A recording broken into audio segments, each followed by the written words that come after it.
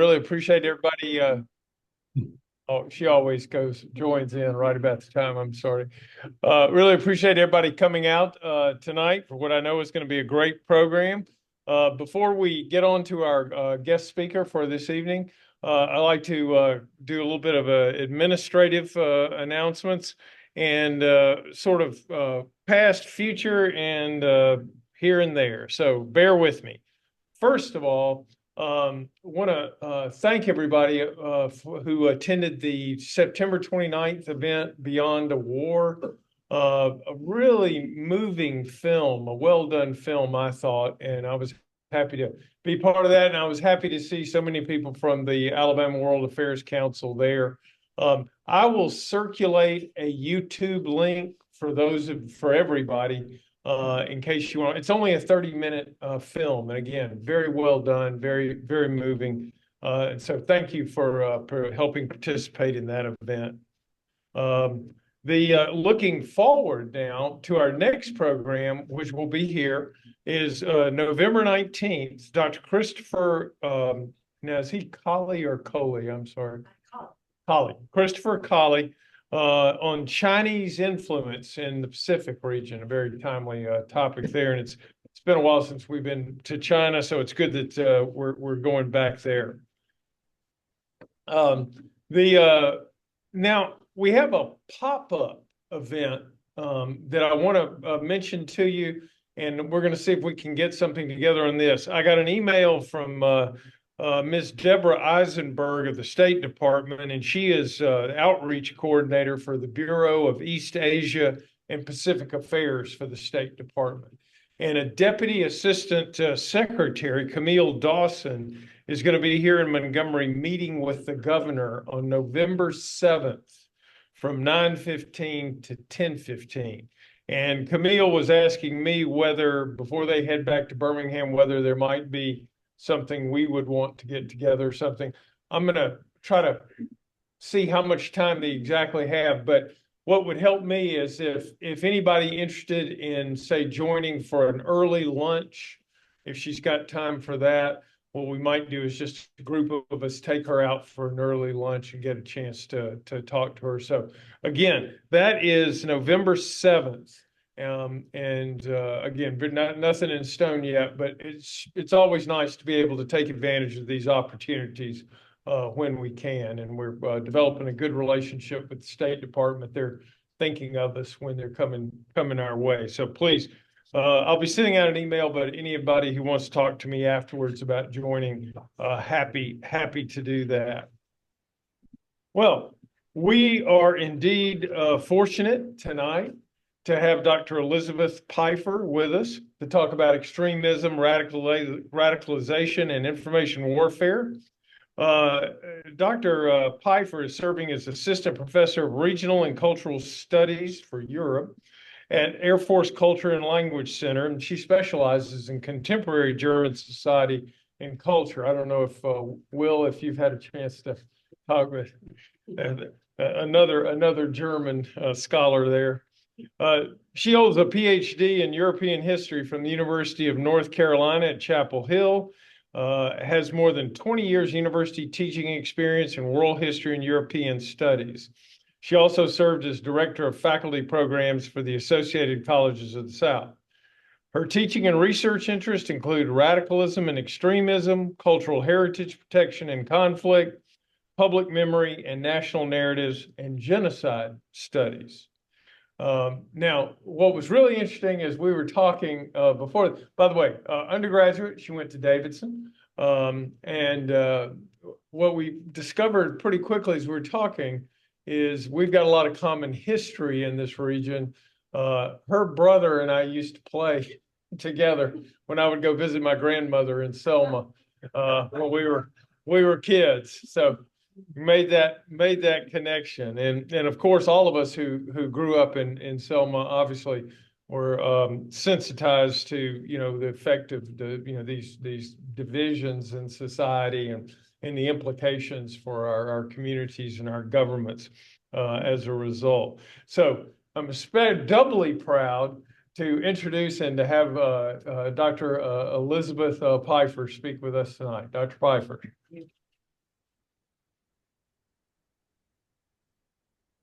Thank you. Thank you for having me. It's a delight to be here. Hopefully I won't disappoint too much. But anyway, so lots to talk about. I mean, obviously, if you are watching the news in the last few months, years, there's a lot of talk about extremism and the threat of extremism.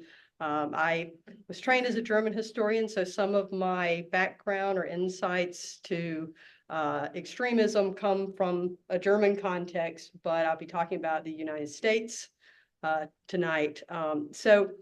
First of all, if you'll go to the slides.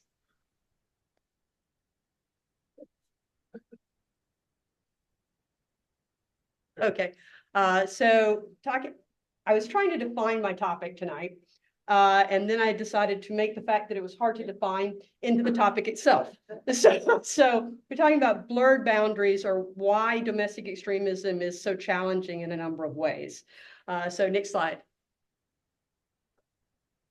Okay, so I work for the Air Force, so the first thing we have to get out of the way is that what I'm going to say tonight, these are all my views and do not represent the United States government, the Department of Defense, the U.S. Air Force, or the Air Force Culture and Language Center. They're all my own, so any mistakes therein as well. So next slide. Okay, so I want to talk about domestic violent extremism in the United States. And so if we define, there's not really a good definition of extremism. The scholars, there's no consensus on what an extremist is. Is it relative? Is there an absolute? These are all questions that are still very much undecided here. In Germany, there's a distinction between radical and extreme, and that difference has to do with what a radical may have, fringe ideas, but is within the scope of the law, whereas an extremist is one who is going against the constitutional order. We in the United States tend to use those terms interchangeably. But if we look at how the Department of Homeland Security and the FBI define domestic violent extremism, it's an individual based and operating primarily in the United States or its territories without direction from a foreign entity or foreign power, who seeks to further political or social goals, wholly or in part through unlawful acts of force or violence. So to be very clear, merely advocating an extreme position or a fringe position, or even being an advocate of the use of violence doesn't necessarily get you in trouble with the FBI. You have to have committed some type of act. The FBI does not investigate ideology. So that means also that as far as monitoring potential threats, that largely falls to NGOs until a law is broken or there is some indication that a law is about to be broken.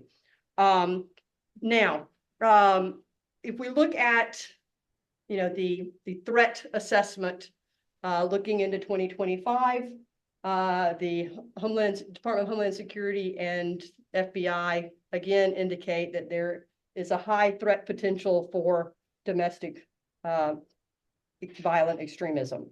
So this is still on the radar here. The upcoming election and the war, the conflict between Hamas and Israel are two factors that are driving the sort of uptick in extremist activity. So next slide. So where you find the dividing lines when you talk about these terms, if you're looking for the dividing lines between terrorism, violent extremism, hate crime, or just crime, it's often going to depend on who you're talking to and where you are.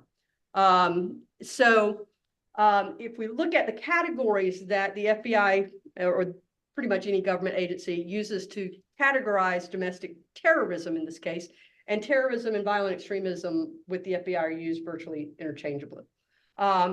Racially or ethnically motivated violent extremism, anti-government or anti-authority violent extremism, animal rights and environmental extremism, abortion related, and then the other category. Most of the issues we have right now are in the first two, with some groups that don't fit these definitions also coming into the picture, involuntary celibates or incels who are sort of anti-women, and a number of the sort of conspiracy theory, QAnon, these kind of groups that don't really fall neatly into one of the other categories necessarily. All right, so next slide. So what does an extremist look like? All right, so here's a quiz for you. All right, some of these are known extremists, terrorists, and others are not. Which ones are? What about the first one? The green background. Anybody know this one? Yay, nay. Does it look dangerous or not? That's Ulrike Meinhof of the Baader Meinhof terrorist group in the 1970s, okay? The Red Army faction. Okay, how about the second one?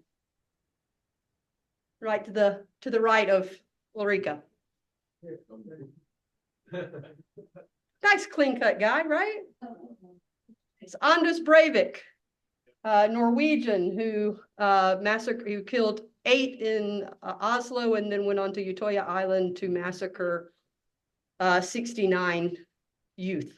All right, next one.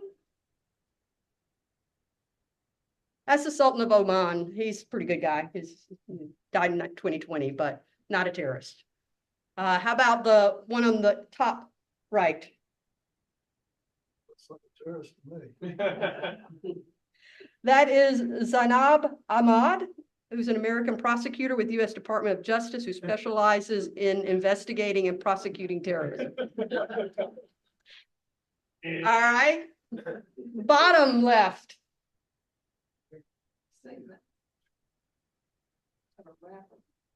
Looks like a rapper. He did dabble in it for a bit in music before becoming Jihadi John. Okay. And the very astute looking fella next to him.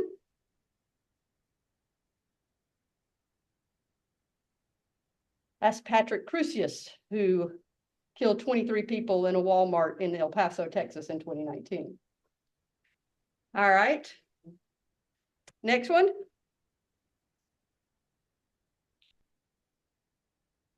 That's Rajulan Sahiran, who's a Filipino Islamic militant, wanted by the U.S. government. Might be dead, we don't know. Hadn't seen him in a while. And the last one.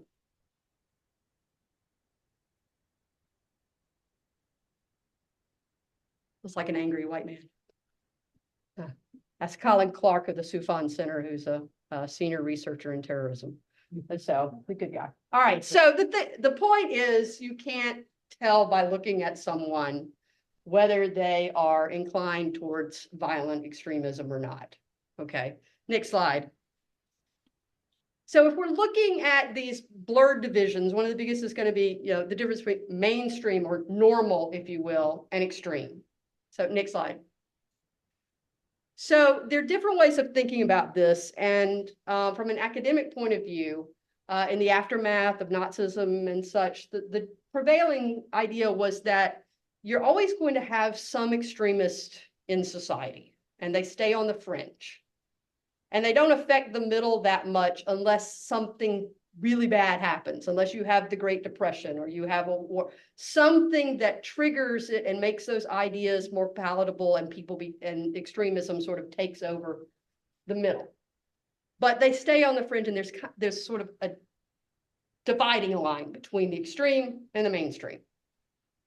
Cass a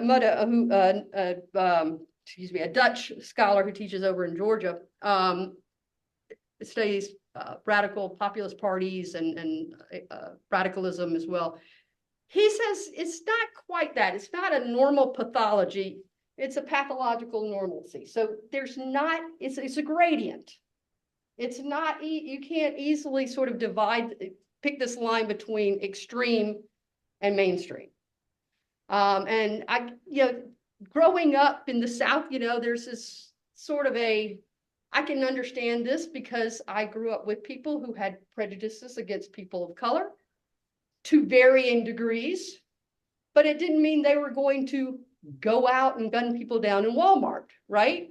So they weren't extremist, but they had some things in common or viewpoints in common. And so why that's important is when you're looking at extremist ideologies, or you're looking at someone and saying, oh, is this an extremist? If you have this gradient, you may say, that argument makes sense to me. I'm not an extremist, so clearly they aren't an extremist. Not necessarily so. So just because you may have something in common with them may not mean that they're just like you. So there's this gradient. And more, we are also borrowing from social movement, academic studies, and looking at not only, for a long time when we looked at extremism, it was like, what makes someone like that? It's a pathology. Why are they sick? Why are they an extremist? What is it in their person that makes them like this? Were they abused as a child? Were they, dropped on their head as a baby? What is it that makes them adopt these ideas and not fit in with the mainstream? There's more attention now to looking at it more like political movements or parties. So it's not just the demand of an individual who is somehow flawed, character flawed, or has had these experiences that make them seek out these radical ideas, but it's also the salesmanship of it, charismatic leaders, how you package those ideas that draw people who are otherwise normal into that belief system. And so there's more sense of, the push and the pull, the supply and the demand, both ways there, that it's not just that they're flawed individuals somehow or have a predisposition to extremism, but there is the, allure or the, selling the idea, bringing people in. How do you package the promotional literature? How do you recruit? How do you draw people into those ideas? And so I think that's something that we're looking at a lot more, and why it's important to sort of keep an eye on these things. Now, and so what they're doing is also trying to make extremism more mainstream, make it more attractive to the center. How do they do that? Okay, so next slide.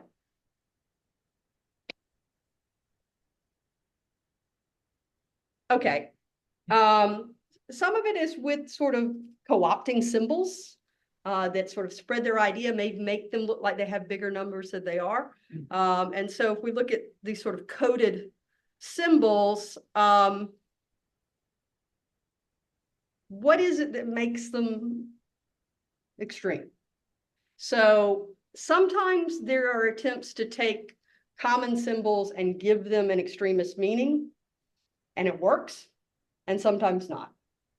So for example, neo-Nazis like to wear Nike tennis shoes because of the N. But Nike has done, New Balance, not Nike, sorry, New Balance. New Balance has done a good job of sort of fighting that. And so when we think of New Balance tennis shoes, we don't automatically think, ooh, that's a neo-Nazi, right? Okay, the Celtic cross. My mother loves it, has the jewelry, but it has been associated with the far right. That one's kind of half and half. Pepe the Frog. Have anybody seen this Pepe the Frog, this cartoon? So this started out in a cartoon called Boy's Life by Matt Fury, and wasn't overly political, but the alt-right sort of took it and made it into a symbol of the far right. And he did everything he could to try to redeem it. He even killed the character off in the cartoon, and it hasn't been redeemed. It's now pretty much part of the far right. Fred Perry, the polos. So Fred Perry came from sort of working class roots and became an elite Wimbledon tennis player. And then started this clothing line. And for a long time, it's been sort of a symbol of kind of balancing that a little bit of the edginess of, but also this elite fashion sense too. So a little kind of skirting that line, and was, worn by skinheads and some others along the way. But the Proud Boys started wearing the black with the gold trim. And Fred Perry is, worked to do a lot of ad campaigns to try to counter it, and they finally just discontinued that color line. So they still sell them, but not in those colors.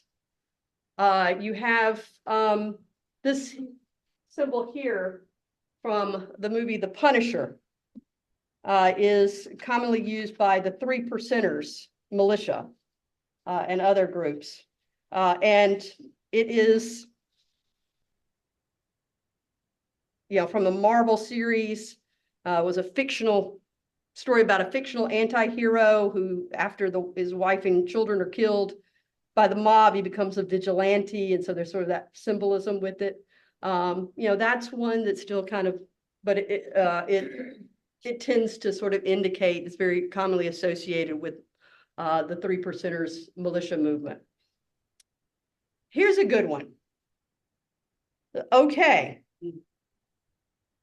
Now, what is that? I mean, for me, that means, okay, we're all good, right? Okay. But there was a major controversy at the Army-Navy game a couple of years ago because some cadets were making this sign, and it was seen as a white power sign. WP. Okay. But it's also, athletes and others, the circle game or whatever, kind of a, teenage type thing. That one, it seems like we've kind of gone back to sanity on it. But for a while there were, congressional hearings. I think it was Brett Kavanaugh was accused, and they were saying that somebody behind him was doing the white powers, there all kind of stuff. But that one has not been taken over by and then the Boogaloo with the Hawaiian shirts. For a while there, it wasn't good to be wearing a Hawaiian shirt because it was associated with this sort of odd militia group. Now the numbers, this one's really interesting. All of the different symbolic meanings of numbers that are sort of code within the far right. So 14, anybody know what 14 stands for? So 14 is represents the 14 words by white supremacist David Lane, who is a member of the domestic terrorist organization, The Order, which is now defunct. But the 14 words are: we must secure the existence of our people and a future for white children. And then it's just abbreviated as 14 or 14 words. So five words, we go where we want.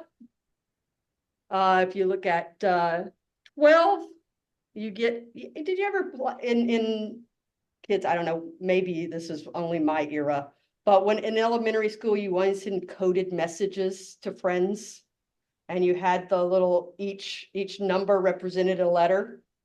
Okay, so this is kind of what they're doing. So 12 is the Aryan Brotherhood.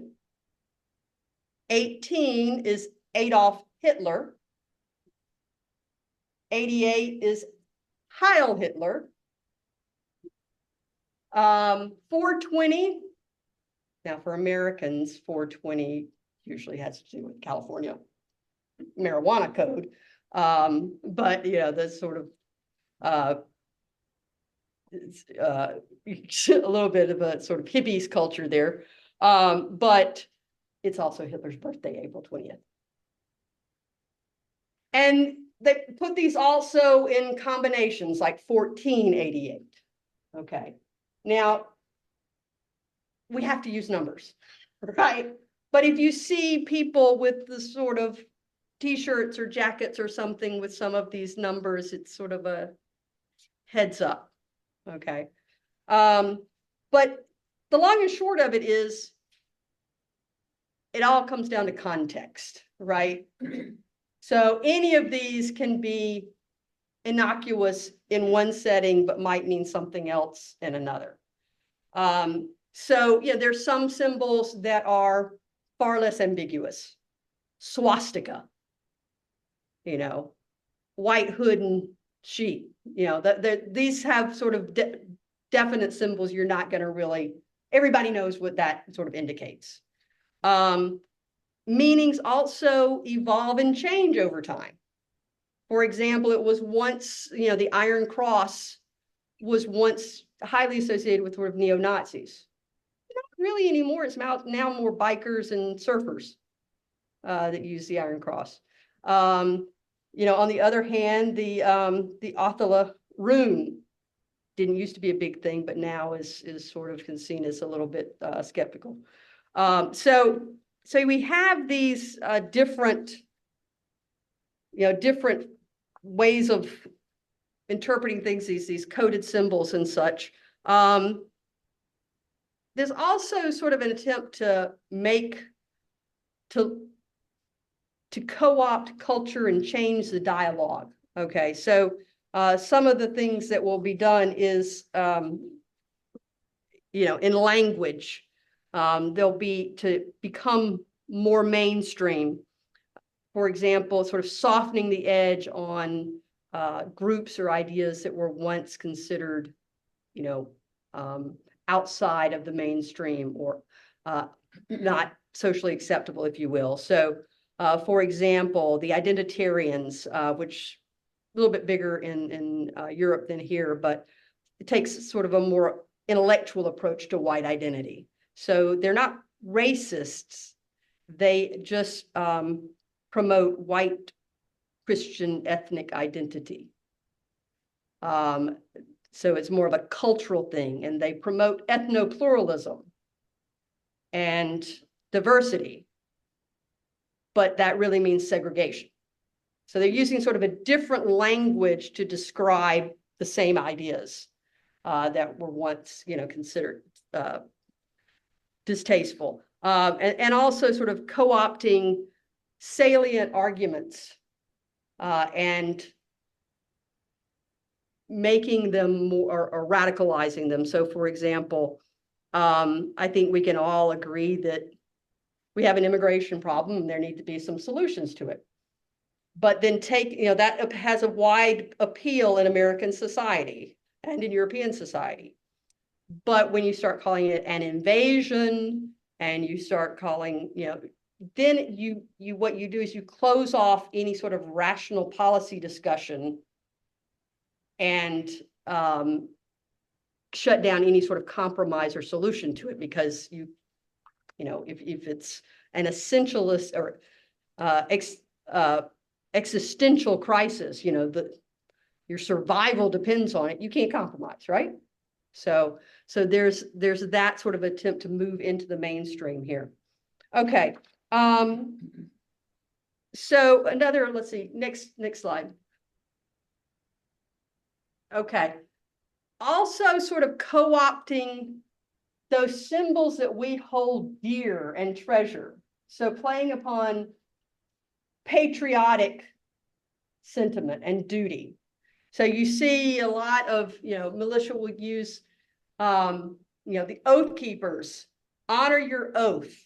They specifically recruit law enforcement, military, first responders, people who've taken an oath to, you know, serve society, serve our country. But they feel they are anti-government, and they think that the government has gone too far, and they are going to enforce things. You see the sort of Revolutionary era symbols widely used, liberty, the flag, all of these, the Patriot Front there on the right.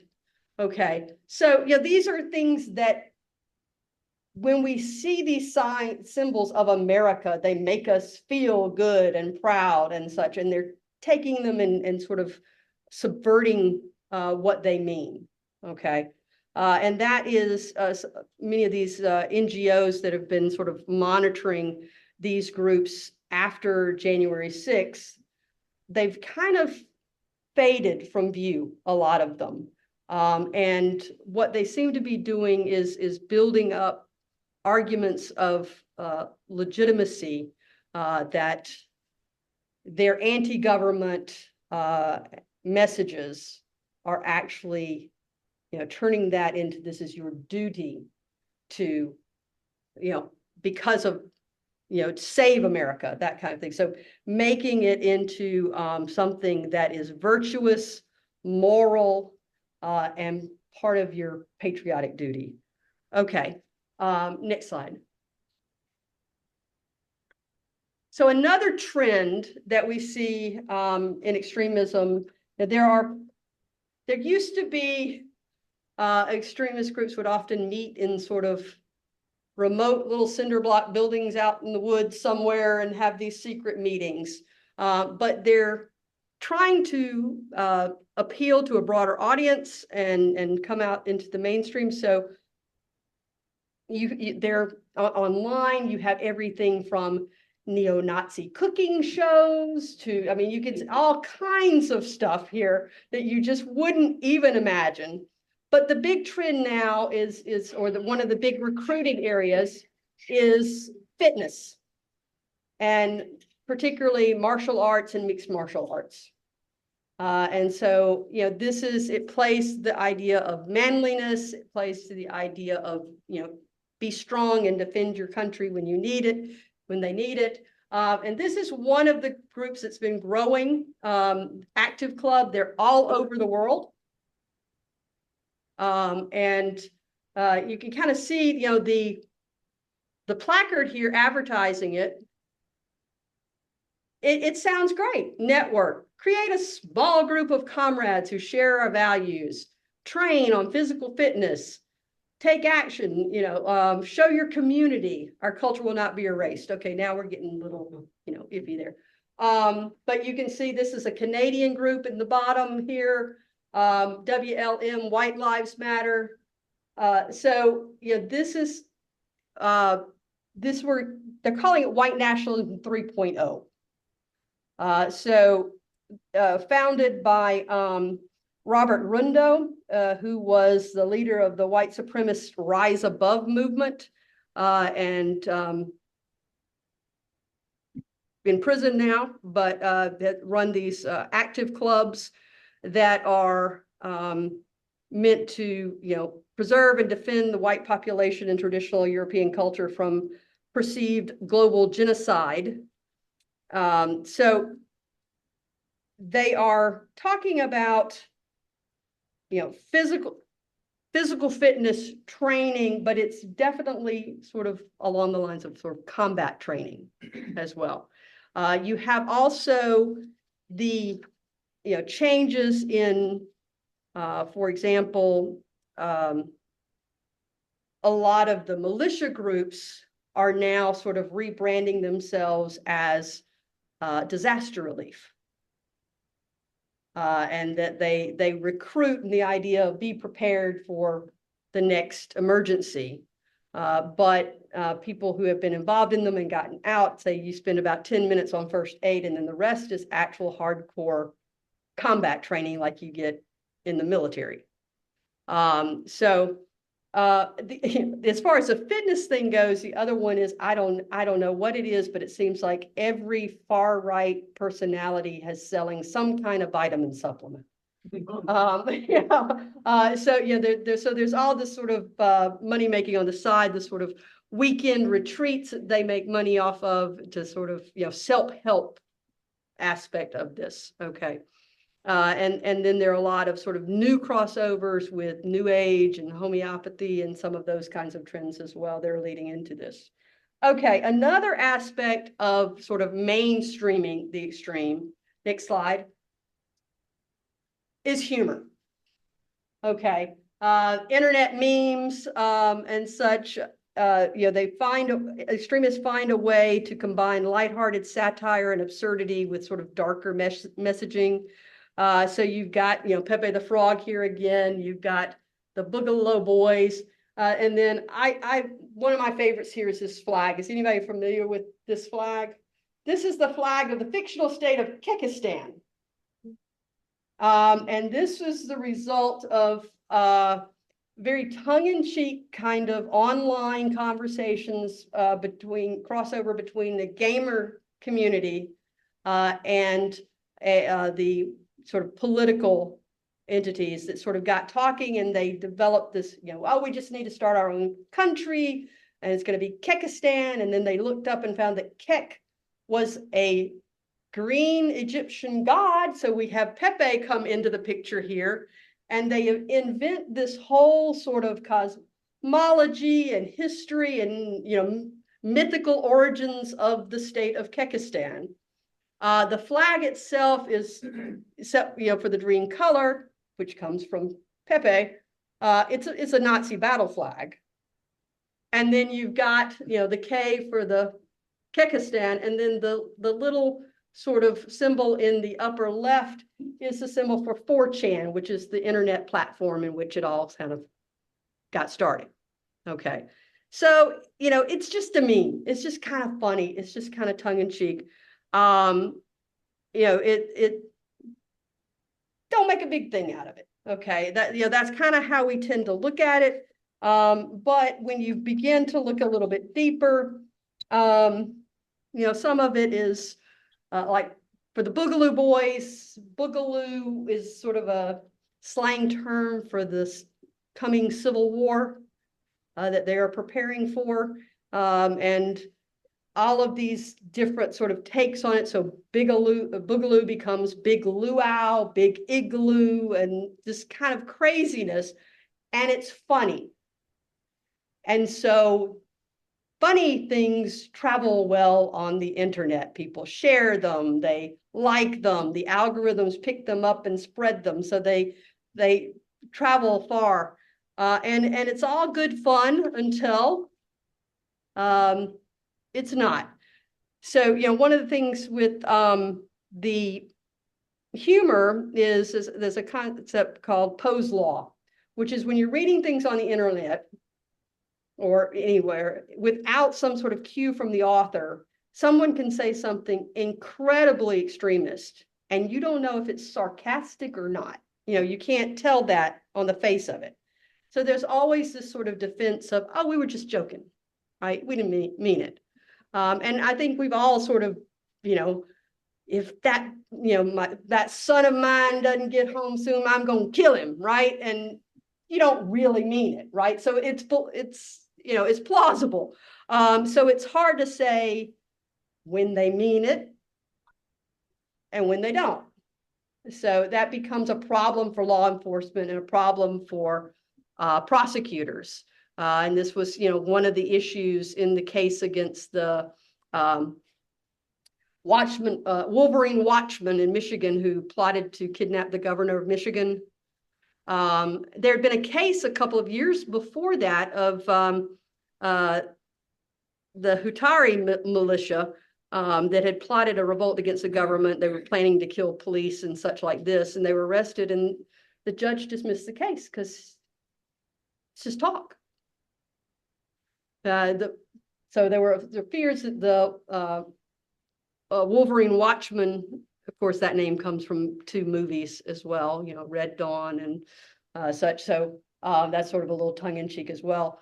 But the judge in that case, a few years later, a lot of things have happened, believed that they were actually planning to do it. So they were charged and sentenced, were convicted, I should say. All right, next slide. So it's all fun and games. You've got all this sort of boogaloo humor, different spellings. It's really kind of, it's got a dark meaning to it, but at the same time, admit one to the Civil War. So it's a little dark, but nevertheless, you got to kind of smile at some of it, right? Okay, until next slide. Until it's not fun. until you have, people threatening the government, until you've got the flag of Kyrgyzstan there on January 6th.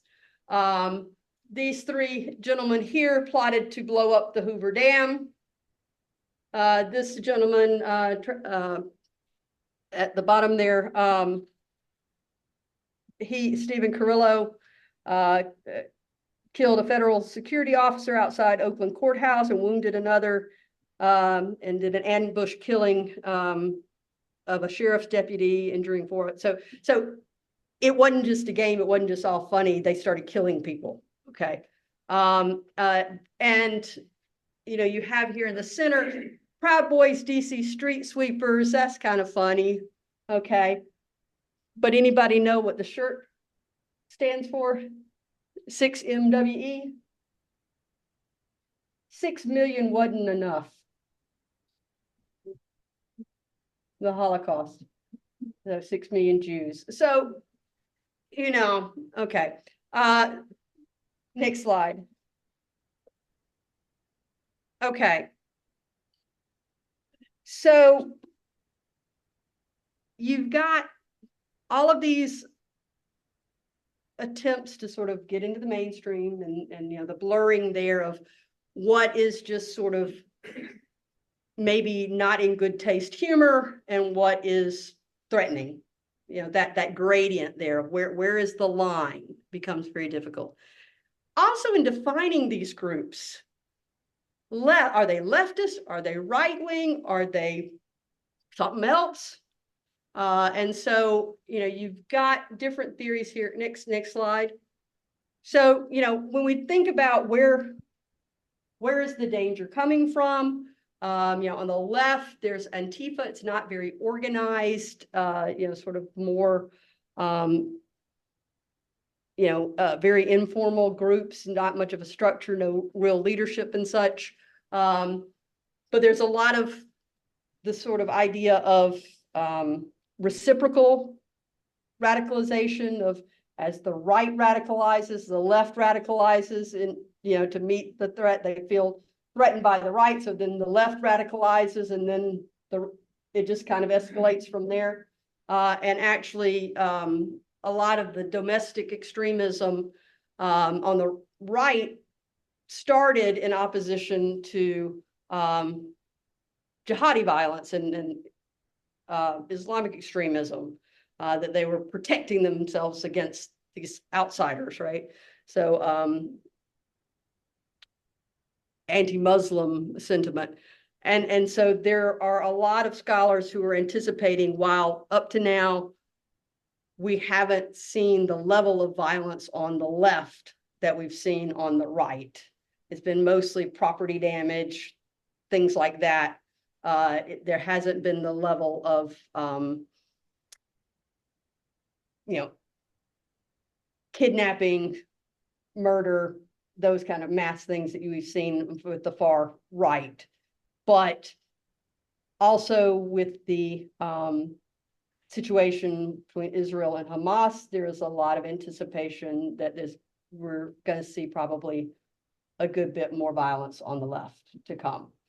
And that, so the left tends to be anti-Israel because they see Israel as colonizers.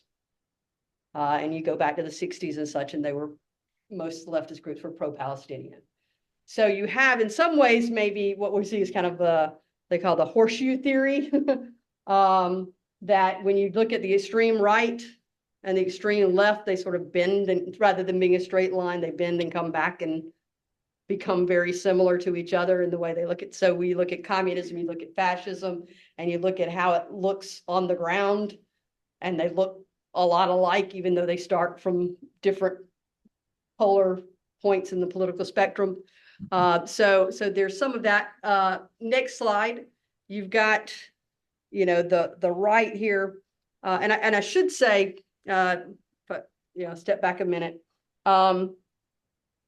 Recent polls show an uptick in the number of Americans who, I think most of them are saying coming out at about 20%, but in the response to questions along the lines of, because things have gotten so off track, true Americans may have to use violence to get things back in order.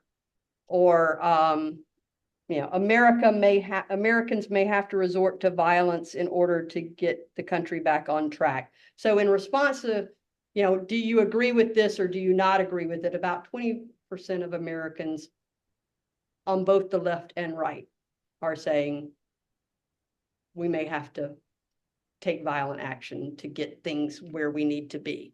So that's a little bit concerning. Now, when they take that question, when other pollsters take that a little bit further and they stop and they say, now wait, do you really mean that? Are you willing to take violence? Then the number comes down a bit. So, but in any case.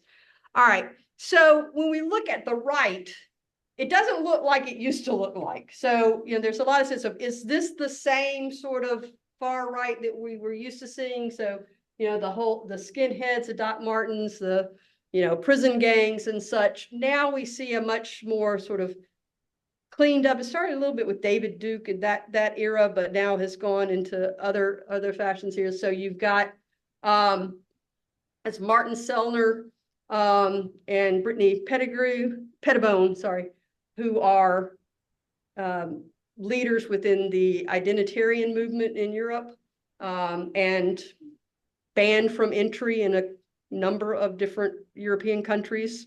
You've got, that's Unite the Right, Charlottesville rally there. And then you've got like this sort of stylized fashion movement. It's like, there's sort of upscale stores like Thor Steiner that's in a number of European capitals, that sell, and that's sort of one of the, from their online catalog.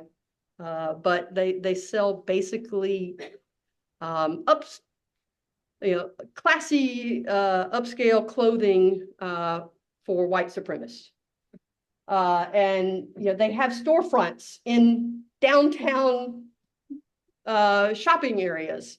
And if they're selling t-shirts for $70. I mean, this is not your grungy, selling CDs off of a table in a basement somewhere. So the look of the movement has changed a bit. And, there are people like noted terrorism expert Bruce Hoffman, who says, this is really just the same old thing. They've been doing this for a long time. We talk about the internet and such. You can go back to Louis Beam and leaderless resistance. All of these ideas were there before. The same sort of after Timothy McVeigh and the sort of breaking into smaller groups. So he's saying it's not that different. Others are saying, no, this is actually kind of a new thing, a new look, a new way of, the sort of online radicalization. Used to be radicalization tended to come within the family. You knew someone, you had a personal connection. If your family was in the Klan, that kind of thing. And you would be brought in person to person. Now it's largely online. And so these are people who may not have ever met, and they're having these discussions in chat rooms and such. It starts in sort of a public forum, a more open, Facebook or Twitter or something like that. And then it ends up going into encrypted messaging and becomes, and then it gets a little bit darker. So, all right. But there's also this whole group of extremists that don't fit that picture. So next slide. Okay. And this is another movement, the sovereign citizen constitutional sheriffs. They don't believe in the authority of the federal government. So the ultimate authority is the county sheriff. And the county sheriff doesn't have to follow state or federal laws. And at some conventions, as many as 50% of sheriffs agree with it. But anyway, next slide. Let me just go ahead here. But where do you put QAnon in all of this? I mean, there are these radical ideologies that don't really fit these conspiracist movements. So, begun to talk about diagonalism. So it's not really coming from the left or the right. It's actually the radicalization of the middle. And talking about groups like anti-vaxxers, anti-maskers, QAnon, some of these. So this is like a new phenomenon in Germany. You call it the Querdenken. Others, thinking differently. So what do we do with that? Okay, next, blurring those lines of our usual political divisions. Next slide. Okay. We might need to think about the term domestic as well. Next slide. So you can talk about, we look at the sort of domestic idea, but in fact, there are a lot of connections. We talked about active clubs. They're all over the world. They interact. They use the same symbols. They talk to each other. You've got sovereign citizens in the United States. It seems a very American kind of thing, but they've got them in Australia. They've got Reichsbürger in Germany. QAnon is now, over much of the world. And so you talk about these imagined extremist communities. So even like some of these figures, they see themselves as part of an international movement. So Timothy McVeigh, Oklahoma City bombing, 1995. Anders Breivik was inspired by him. In his manifesto, he wrote about him. Then you have Brenton Tarrant, the Christchurch extremist who shot up the mosques and such. He drew from Breivik, and Patrick Crusius in El Paso drew from all of them. So there's like this connection. So it's not really just U.S. You've got Norway, New Zealand. You've got all over here. Okay, next thing. So you've got these transnational networks. They're talking to each other. They're helping each other. So does domestic really fit as a description, or is this something more? Next slide. And then for me, the real question is real versus imaginary, and the blurring of that line. Because a lot of what's going on is, next slide, either dystopian scripts, they're sort of seeing something play out that's, maybe not really there. Next slide. Or disinformation. And disinformation is coming from all sorts of places. You've got misinformation. I don't know if you follow the story about in Sylacauga recently, where these individuals stormed the city council meeting and took the councilman to task, threatening her and everything else for all of these immigrants that were invading Sylacauga. And the councilman was like, what are you talking about? There weren't any. They only had one new kid. They're talking about how the schools were overrun. There was one new kid registered in school. Now, Albertville, another town, has more of an issue with migrant labor and such being brought in. But somebody had seen something in the parking lot of Walmart. Somebody says it was a high school sports team coming through the area on a bus, but they were saying they were busing them in. But the point I'm getting at is it wasn't real. But yet they were radicalized. They were getting, aggressive about it. And it wasn't based on fact.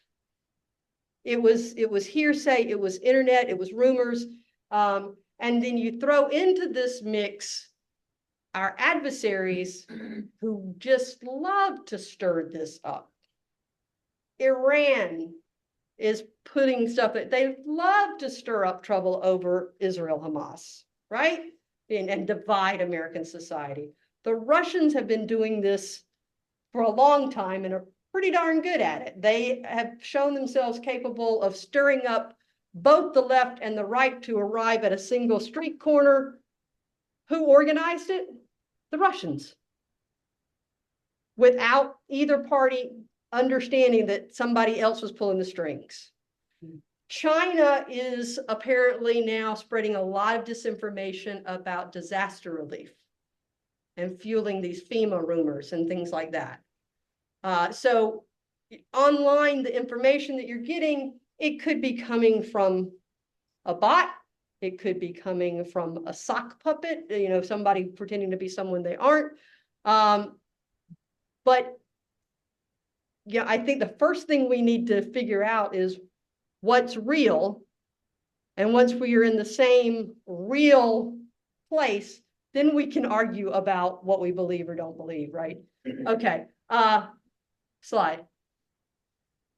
And because I feel strongly about this, I have a video series, if you'd like to check it out, on the Air Force Culture and Language Center app. You can download it on your phone. It's, you know, in the iTunes store, Apple, or on the App Store, Google Play. And you can just, but it's how to evaluate information online. So anyway, so next slide, and that's questions. And sorry, I ran a little over. So thank you.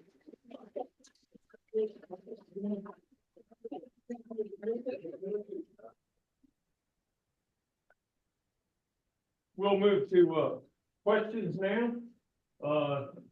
We'll start here in the room.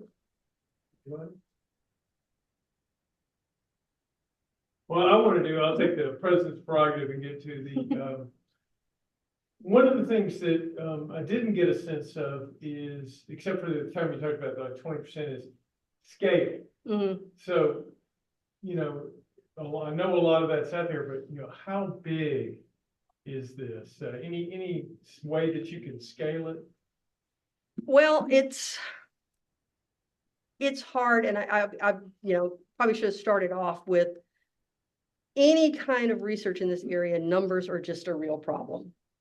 Any kind of numbers. You know, if you look at, you can look at 3 different charts of incidents or domestic terrorist acts, and you get 3 wildly different numbers. Because is it based on convictions? Well, usually you don't prosecute on domestic extremism because that's hard to prove. You go for a lesser charge. Is it based on an NGO with a left-leaning bias interpreting newspaper articles? You're going to get a much higher number of what they interpret to be extremist. When you talk about numbers, the groups themselves will inflate those numbers. And so it's hard to tell actually how many. I'm going to say, as far as active members in these groups, it's small, but their influence is broader. And you know, I often get asked because you know, part of what I do is teach this in the military, and there's a lot of press about extremism in the military. And you know, what I used to say is, it's not that there are a lot of extremists in the military, but even one can do a lot of damage. I'm going to say it's not a high number. I can't give you an exact number, but they can still have a pretty huge impact. So, Jeremy? Yes, I'd like to ask which of the groups you've mentioned are more effective, have more members, or are more dangerous? And secondly, which reports are useful for assessing them? For example, the Southern Poverty Law Center from Montgomery has researchers, I know historically, undercover in the militias and that kind of thing. They try to keep an assessment online of the number of threats. You've mentioned the DHS threat assessment. And where else should we go to find the best analysis of which ones are more dangerous and which ones are more numerous? thank you for the question. Southern Poverty Law Center does a lot of good work, and as always, all of these groups have a reason they do the work they do. So the Anti-Defamation League has a certain bias towards looking into anti-Semitism. Southern Poverty Law does a lot more with the Klan and Klan groups. That's sort of in their DNA from the beginning, but they do a lot of good work. Hope Not Hate is another good organization that researches in this area. I'll say the FBI has terrible numbers. There was a recent article just lambasting they're supposed to be collecting, but they shifted to a new system, and so you've got really weird, spotty reporting that's worse than useless, because you've got major metropolitan areas there. There's no data reported, and other rural. It's just a mess. So which ones? Let's see. Which ones are more dangerous? Part of the problem is trying to anticipate where the threat's going to come, because there are a lot of big talkers that don't necessarily do anything, keyboard warriors, as they're often referred to. You have, others that are, off the radar until something happens. Right now, I think there is a sense of anxiety because a lot of the groups that we had seen before, we're not seeing them as much. And so what are they doing? Where are they? A lot of them have sort of are taking a lower profile as far as in doing training and other kinds of things.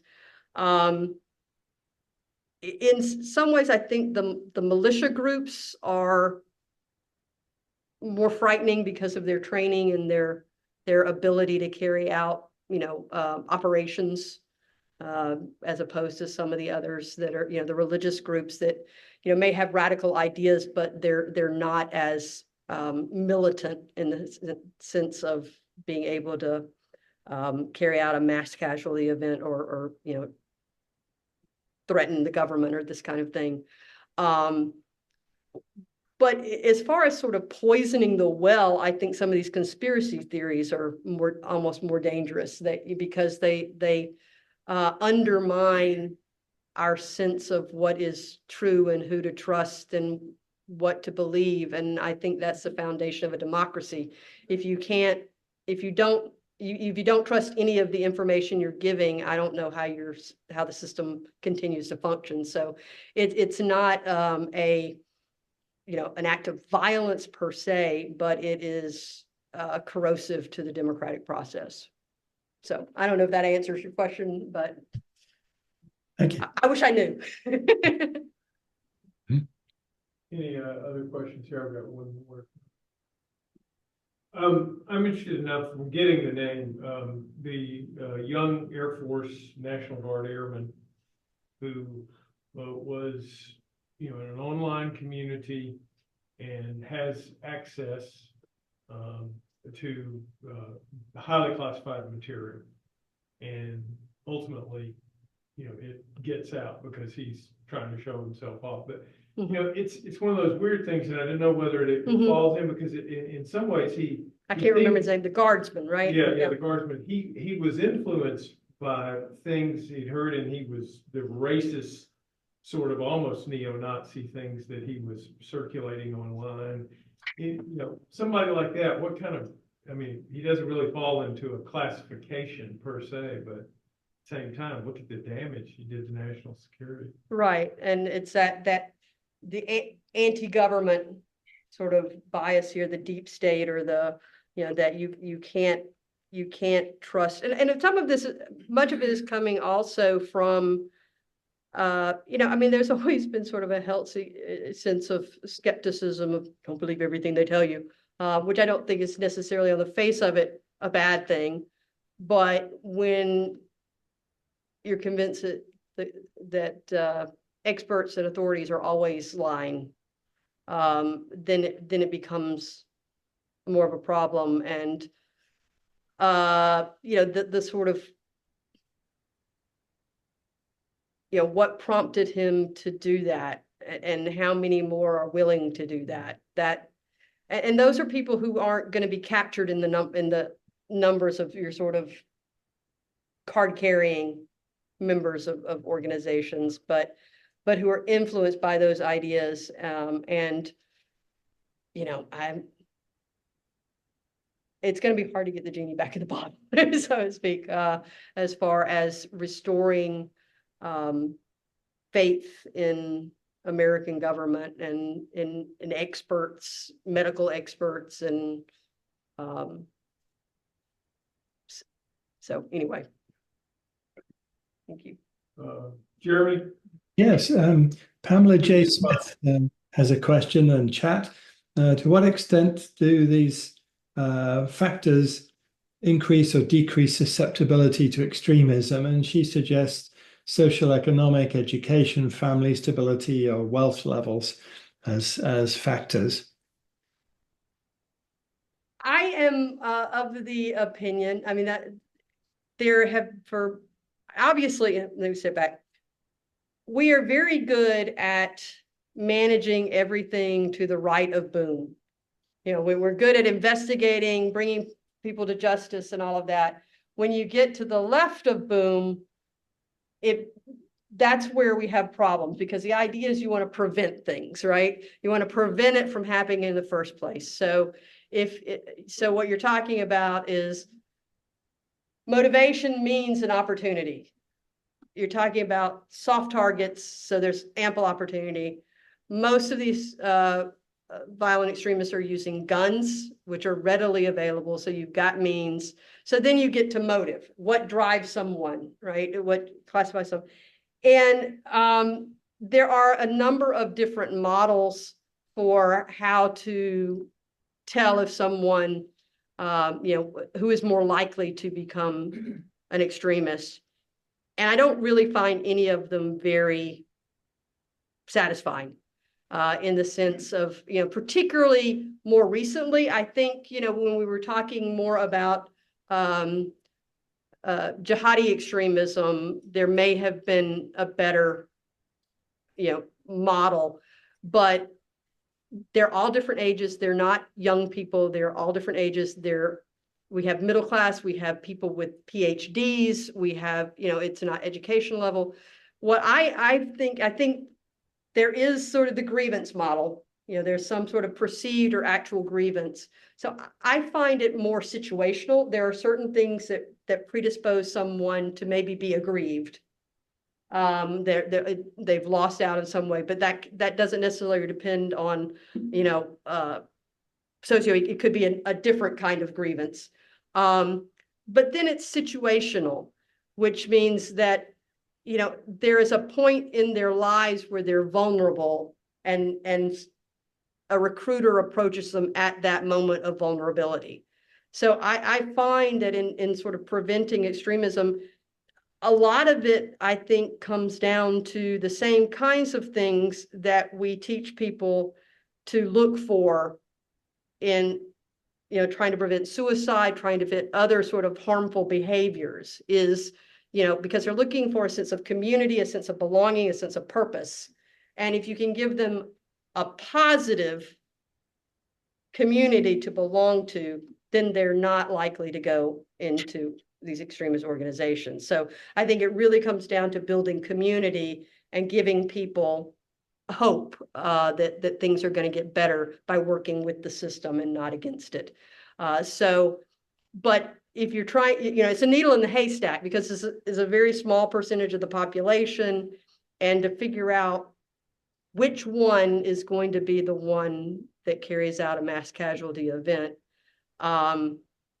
You know, a lot of these preventive programs, of course, you can't prove a negative, right? You can't prove that you prevented someone from joining them, but I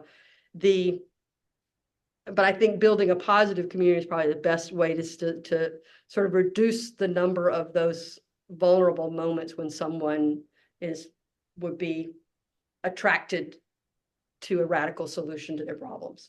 So Thank you very much. thank you. Thank you. Well, thank you again, Dr. Peifer, and we appreciate that, and very timely and a topic for us.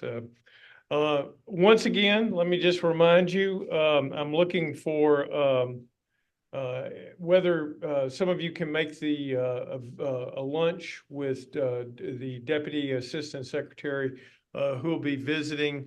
And the next November 19th is our next event here, which will be Dr. Colley talking about Chinese influence. So please join us then. Thank you again for coming out tonight. Take care.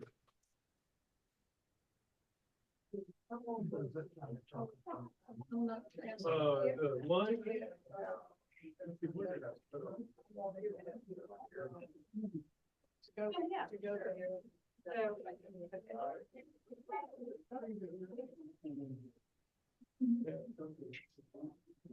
Here I am. See, the lunch would be November. So, if we can do it, I've got to talk to her handler.